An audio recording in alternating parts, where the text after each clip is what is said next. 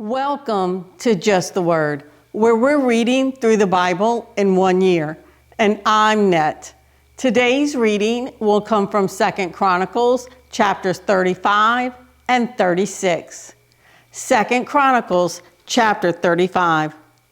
Josiah celebrated the Passover to the Lord in Jerusalem, and the Passover lamb was slaughtered on the 14th day of the first month.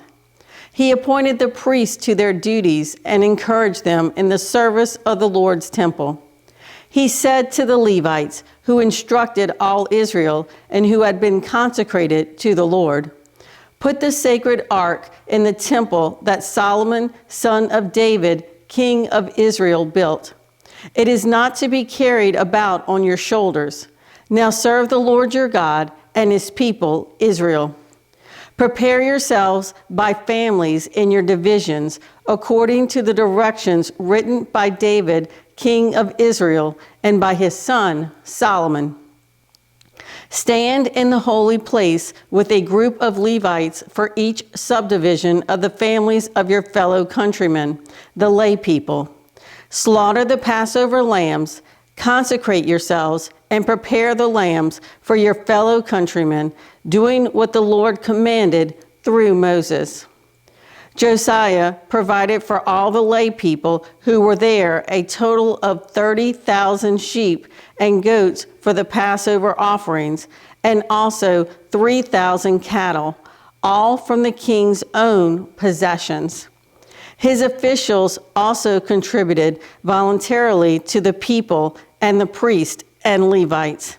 Hilkiah, Zechariah, and Jehiel, the administrators of God's temple, gave the priest 2,600 Passover offerings and 300 cattle.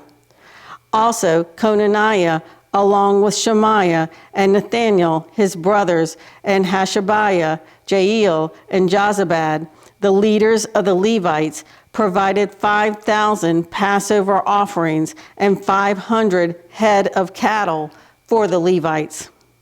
The service was arranged, and the priests stood in their places with the Levites in their divisions, as the king had ordered.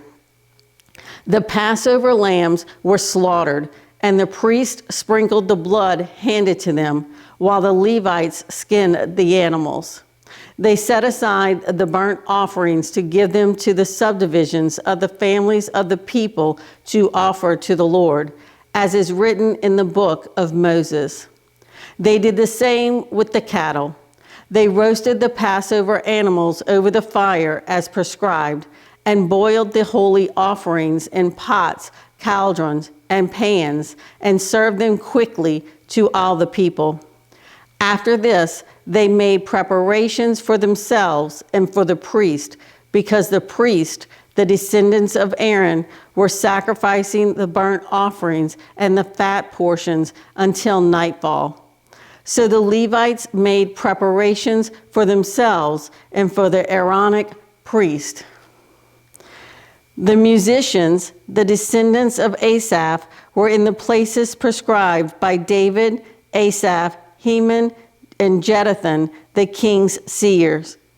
The gatekeepers at each gate did not need to leave their post, because their fellow Levites made the preparations for them.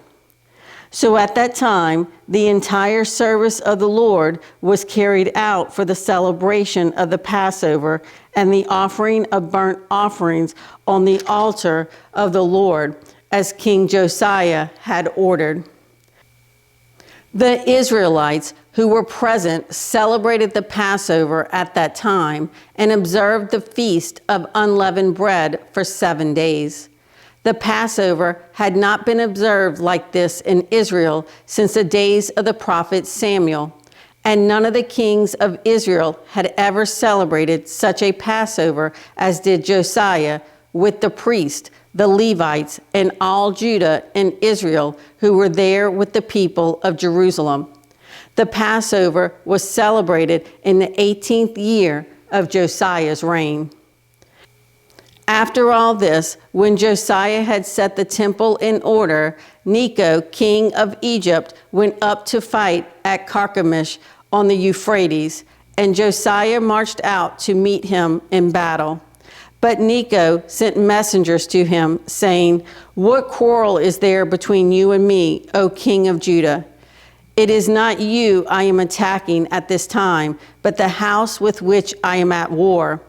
God has told me to hurry, so stop opposing God who is with me, or he will destroy you."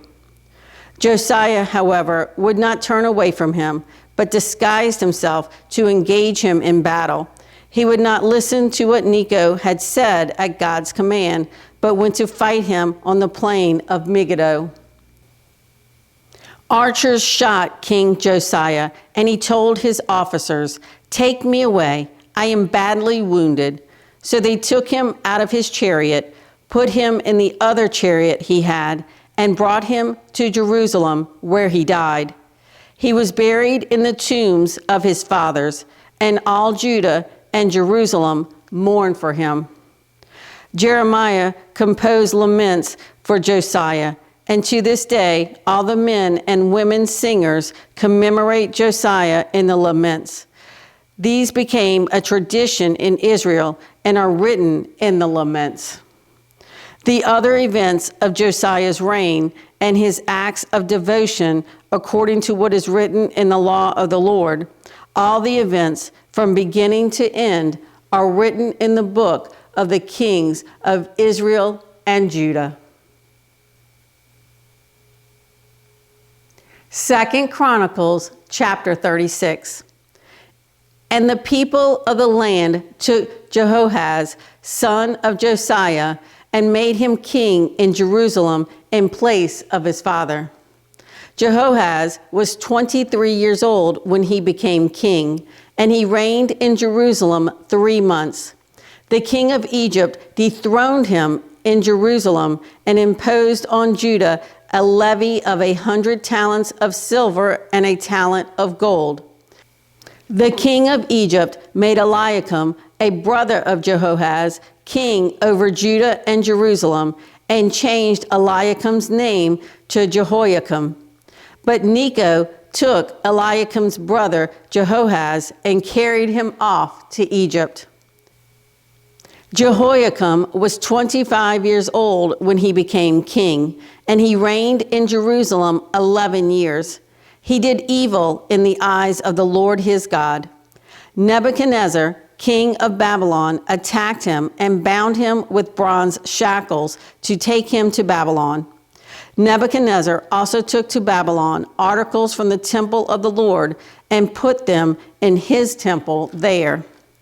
The other events of Jehoiakim's reign, the detestable things he did, and all that was found against him are written in the book of the kings of Israel and Judah. And Jehoiakim, his son, succeeded him as king. Jehoiakim was 18 years old when he became king, and he reigned in Jerusalem 3 months and 10 days. He did evil in the eyes of the Lord. In the spring, King Nebuchadnezzar sent for him and brought him to Babylon, together with articles of value from the temple of the Lord. And he made Jehoiakim's uncle, Zedekiah, king over Judah and Jerusalem. Zedekiah was 21 years old when he became king, and he reigned in Jerusalem 11 years. He did evil in the eyes of the Lord his God, and did not humble himself before Jeremiah the prophet, who spoke the word of the Lord.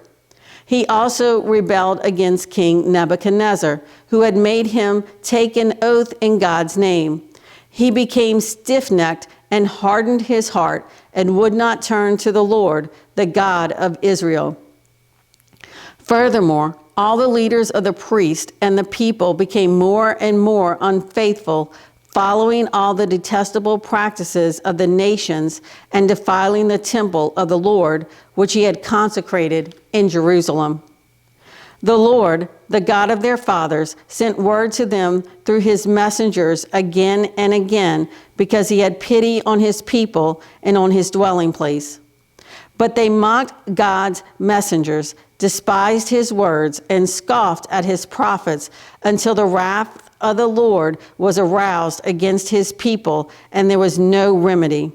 He brought up against them the king of the Babylonians, who killed their young men with the sword in the sanctuary, and spared neither young man nor young woman, old man or aged. God handed all them over to Nebuchadnezzar. He carried to Babylon all the articles from the temple of God, both large and small, and the treasures of the Lord's temple, and the treasures of the king and his officials. They set fire to God's temple and broke down the wall of Jerusalem. They burned all the palaces and destroyed everything of value there. He carried into exile to Babylon the remnant who escaped from the sword, and they became servants to him and his sons until the kingdom of Persia came to power. The land enjoyed its Sabbath rest. All the time of its desolation it rested, until the 70 years were completed in fulfillment of the word of the Lord spoken by Jeremiah. In the first year of Cyrus, king of Persia, in order to fulfill the word of the Lord spoken by Jeremiah, the Lord moved the heart of Cyrus, king of Persia, to make a proclamation throughout his realm and to put it in writing. This is what Cyrus, king of Persia, says: "The Lord, the God of heaven, has given me all the kingdoms of the earth, and he has appointed me to build a temple for him at Jerusalem in Judah. Anyone of his people among you, may the Lord his God be with him, and let him go up." Thanks for joining Just the Word. See you tomorrow.